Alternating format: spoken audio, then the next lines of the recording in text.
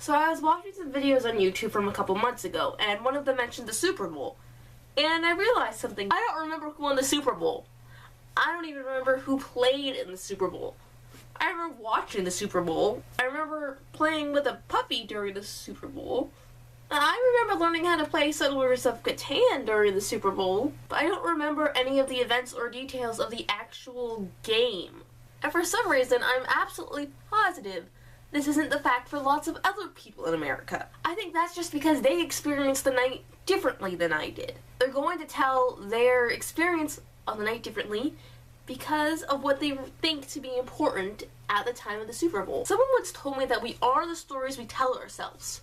Our brains are great at creating narratives and remembering stories. So we place our lives into these convenient little stories, and it will just to make life and remembering things simpler. The problem being that sometimes these stories change over time. In fact, most of the time our stories change over time. I looked it up in my journal to find out who was playing in the Super Bowl to see if I knew then. As it turns out, I did know, and I was cheering for the Ravens. And I wrote about how some people were being kind of rude towards me because they exist in realities where you can't be a fan of both the Steelers and the Ravens. Which you totally can be, and it's fine. But the thing is, even though I wrote about them being rude to me, I can't remember anyone actually being rude to me. I can't remember anything saying worse than a casual joke mocking the Ravens, which is just something that happens in Pittsburgh. And that's because the story I've been telling myself of that night has omissions in it. The night has essentially changed in my mind since it occurred 3 months ago. I mean, I've actively remembered the parts of the night that made me happy and that I enjoyed. And when telling the story of that night to other people and to myself, I chose those parts to be included in the story, to be essentially the entire plot. Because I wasn't actively remembering all the negative details of the night, I forgot them. That's all it takes for you to forget something, to not think about it, and then it just doesn't become included in part of your story. Because I didn't actually care about the game that much, I forgot all the details of it. I mean, I'm able to recall some things now, but only because I looked up some of it and that I had to recall parts of it to write this vlog. I mean, the game essentially wasn't an important part of my experience, so it's omitted from my memory. I mean, the game happened. The Super Bowl performance of Beyonce, it happened. It just wasn't important to me. And maybe, just maybe, an event only exists if someone acknowledges it. And maybe that's how history and time work. Because all history is this giant story that people write. And then if people are writing down what happened, then what they remember becomes what happened. And since our memories are stored as stories, the stories we tell ourselves make up all of who we are.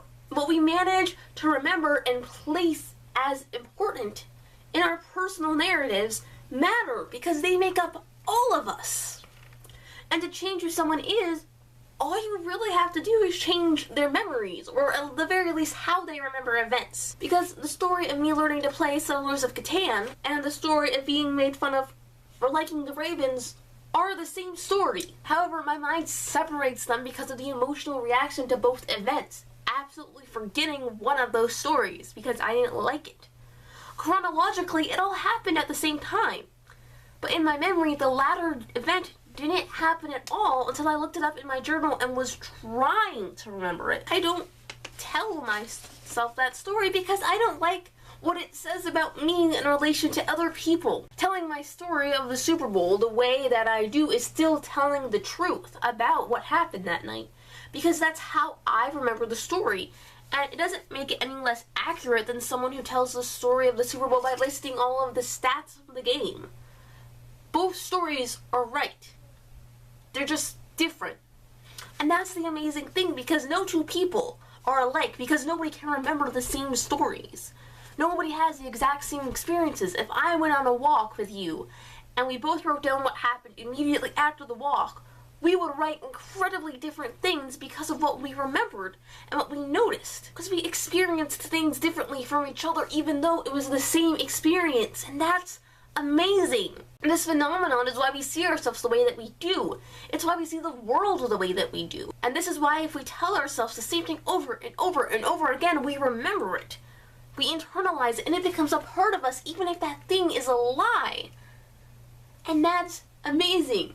And think about if you just change one small thing of your memory each day. If you wrote something down every day that was just a small lie mixed in a bottle of truth, you wouldn't be able to tell what was a lie anymore. And that'd be the amazing thing. And if you kept telling yourself a story that was a lie, your life would be a lie, but maybe it'd be more pleasant because it's still yours because that's how you remember it. I think I've talked for enough today on this subject.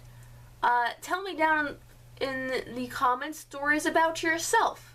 Maybe make a video response of a memory you have that turned out to not be real or accurate. Or, maybe just like, subscribe, and share the video. Whatever you feel like doing. You're old enough to decide what you want to do in response to my content. Just do that. But please be nice about it, because I'm going to remember you as a nice person, and don't ruin that for me by being mean.